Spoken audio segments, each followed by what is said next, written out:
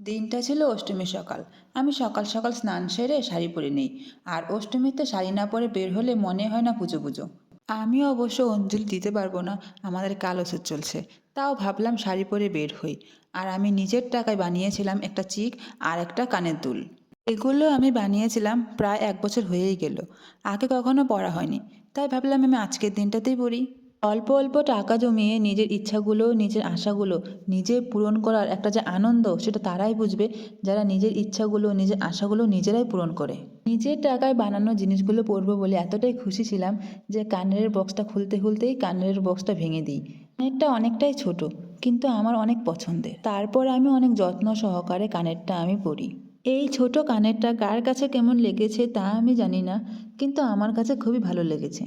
তারপরে আমার গলার মধ্যে যে চেনটা ছিল সেটা খুলে আমি বক্সে রেখে দিলাম। এখন আমি মণ্ডপে যাওয়ার জন্য পুরোপুরি রেডি। আমাকে কেমন লাগছে বন্ধুরা, আমাকে কিন্তু কমেন্ট করে জানাবে। আর আমি চুল ছাড়তে বেশি পছন্দ করি, তাই আমি প্রায় সব জায়গাতেই চুল ছাড়াই রাখি। আর যখনই বের হবো তখনই মনে পড়লো আমি চুড়ি পরিনি। তারপরে ঘরে এসে আবার চুড়ি পরলাম। চুড়ি পরে ভালোভাবে রেডি হয়ে আমি এখন বের হচ্ছি মণ্ডপে যাওয়ার জন্য। আমার সঙ্গে ফাল্গুনিও ছিল, সেও রেডি ছিল। এখন আমরা দুজন মিলে বের হব।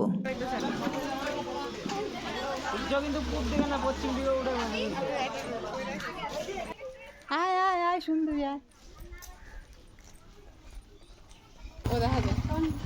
এরপর আমরা দুজনে রাস্তার মধ্যে একটু ভাব মারতে মারতে তারপরে মণ্ডপে গিয়ে পৌঁছালাম। খুশি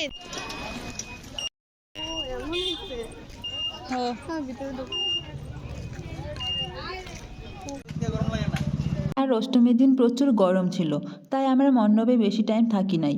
তাই আমরা বেরিয়ে যাই বাড়ি আসার জন্য। পরে এই আবার বাড়ি আসার পথে একটু ভাব মারলাম দুজনে মিলে। আর আজকের ভিডিও আমার এখানে শেষ, দেখা হবে অন্য কোনো ভিডিওতে।